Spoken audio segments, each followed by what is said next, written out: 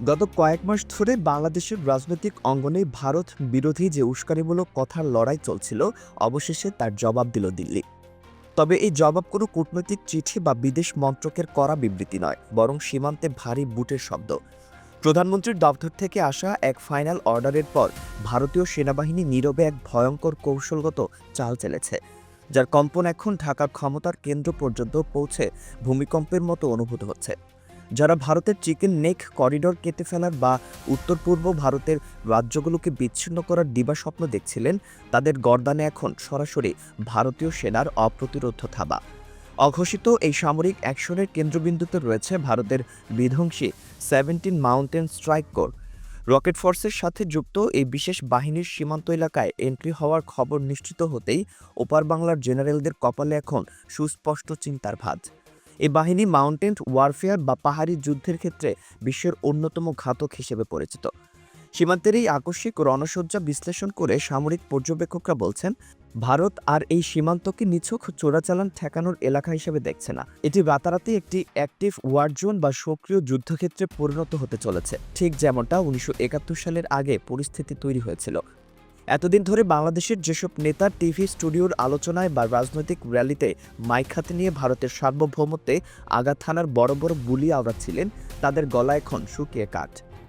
তারা হয়তো ধরে নিয়েছিলেন যে ভারত বরাবরের মতোই শান্তি ও ভাই ভাই সম্পর্কের দোহাই দিয়ে সব চুপচাপ মেনে নেবে, কিন্তু তারা ভুলে গিয়েছিলেন এটা এক নতুন ভারত। এই ভারত প্রকাশ্যে ধমকানোর জবাব শুধু মুখে দেয় না, বরং নীরবতা অবলম্বন করে সরাসরি ব্যাটালিয়ন মোতায়েন করে দেয়।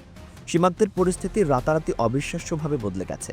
যেখানে আগে শুধু চোরাচালান ও সাধারণ টহলদারির জন্য সীমান্ত রক্ষী বাহিনী বিএসএফ এর টহল চলত, সেখানে এখন শোনা যাচ্ছে ভারতীয় সেনার সেই বিশেষ ইউনিটের বুটের ভারী আওয়াজ, যাদের গোটা বিশ্ব একটি অফেন্সিভ ফোর্স বা আক্রমণাত্মক বাহিনী হিসেবে চেনে। এই বাহিনীকে শত্রুর হামলার জন্য অপেক্ষা করার প্রশিক্ষণ দেওয়া হয়নি, বরং শত্রুর ডেরায় ঢুকে লড়াই দ্রুত শেষ করে আসার জন্য প্রস্তুত করা হয়েছে।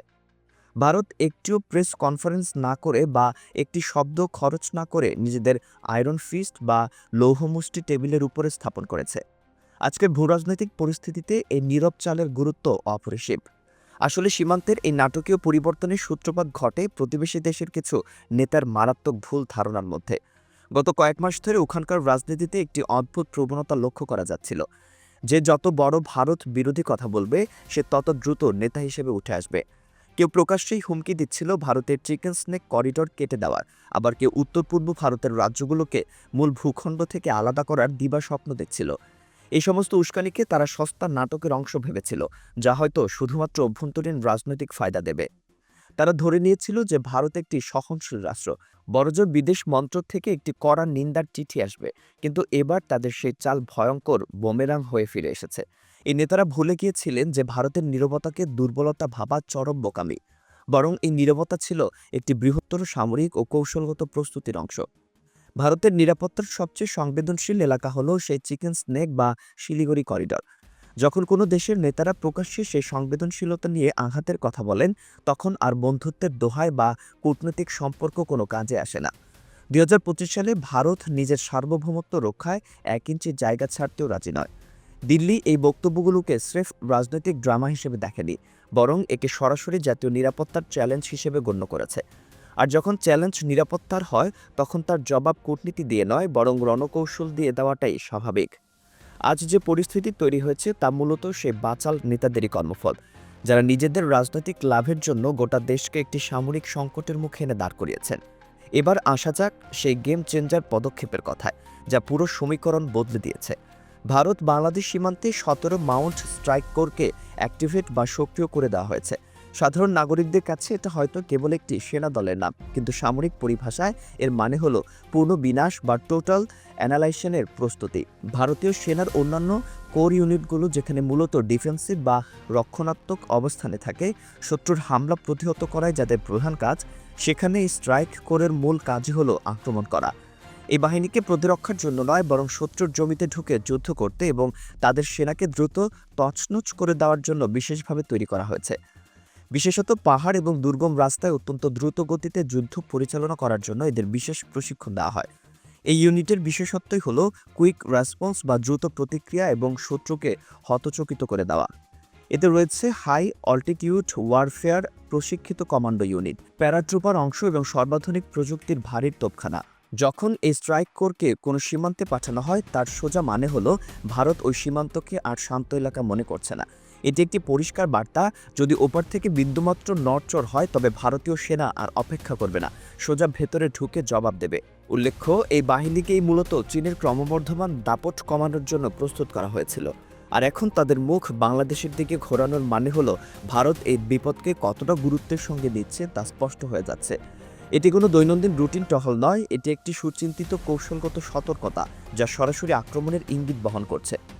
সূত্র মারফত যে খবর আসছে তাতে জানা যাচ্ছে, মিজোরাম এবং শিলচরের সীমান্ত এলাকাগুলোতে সামরিক তৎপরতা এখন তুঙ্গে। সেখানে দ্রুততার সাথে ব্যাটালিয়ন কমান্ড জোন তৈরি করা হচ্ছে। এর মানে হলো সেনা কেবল তাঁবু খাটিয়ে বসে নেই, বরং লম্বা সময় ধরে এবং বড় কোনো অপারেশনের জন্য তাদের স্থায়ী ঘাঁটি তৈরি করছে। লজিস্টিক সাপ্লাই অর্থাৎ রসদ, গোলাবারুদ এবং জ্বালানির ডিপোগুলিকে সীমান্তের আরও কাছে নিয়ে যাওয়া হচ্ছে। ভারী সামরিক ট্রাকের আনাগোনা সেখানকার পরিবেশ রাতারাতি বদলে দিয়েছে। সবচেয়ে বড় কথা, সেখানে রকেট, আর্টিলারি এবং আধুনিক ভারী যুদ্ধাস্ত্র মোতায়েন খবরও পাওয়া গেছে। এতদিন পর্যন্ত ভারত বাংলাদেশ সীমান্তকে তুলনামূলকভাবে একটি সফট বর্ডার বা শান্ত সীমান্ত হিসেবে ভাবা হতো, যেখানে মূল ফোকাস ছিল চোরাচালান এবং অবৈধ অনুপ্রবেশ রোধা। কিন্তু ভারত এখন এটাকে একটি পূর্ণাঙ্গ অপারেশনাল থিয়েটারে বদলে দিয়েছে, ঠিক যেমনটা পাকিস্তান সীমান্তে দেখা যায়। এর মানে হলো এখন 24 ঘন্টা রেডার ঘুরবে, ড্রোন সার্বক্ষণিক আকাশে নজর রাখবে এবং স্যাটেলাইট দিয়ে প্রতি ইঞ্চিতে নজরদারি চালানো হবে। ভারত তার কৌশল বর্ডার ম্যানেজমেন্ট থেকে সরিয়ে এখন ওয়ার ফাইটিং মোডে নিয়ে গেছে। এই পরিবর্তন বুঝিয়ে দিচ্ছে যে দিল্লি আর কোনো সারপ্রাইজ অ্যাটাকের জন্য প্রস্তুত থাকতে চায় না, বরং নিজেই উল্টো দিকে সারপ্রাইজ দেওয়ার জায়গায় চলে এসেছে। যে ধরনের দ্রুত ও কার্যকর কেল্লাবন্দি করা হচ্ছে, তাতে পরিষ্কার যে ঢাকা থেকে বিন্দুমাত্র ভুল সিদ্ধান্ত বা ভুল আদেশ এলেও তার জবাব দিতে ভারতীয় সেনার কয়েক মিনিটও সময় লাগবে না। এবার একটু ওপারের দৃশ্যপট দেখা যাক। ভারতের এই প্রস্তুতি দেখে বাংলাদেশের সেনারা হেডকোয়ার্টারে হুলস্থুল পড়ে যাওয়াটাই স্বাভাবিক। সেখানকার জেনারেল এবং সেনা অফিসাররা ভালোই জানেন যে শুধুমাত্র রাজনৈতিক নেতাদের ভাষণ দিয়ে যুদ্ধ জেতা যায় না। তারা নিজেদের সামরিক সক্ষমতা আর ভারতের বিপুল শক্তির তফাৎ খুব ভালো করে জানেন। তাদের সে বাচাল নেতারা আবেগের বশে হুমকি দিয়ে ফেলেছেন, কিন্তু এখন যখন সামনে 17 মাউন্ট স্ট্রাইক কোর দাঁড়িয়ে, তখন তারা নিজেদের সীমান্তের দুর্বলতা পরিষ্কারভাবে দেখতে পাচ্ছেন। বাংলাদেশি সেনার এই আতঙ্কের পেছনে 3টি প্রধান কারণ রয়েছে।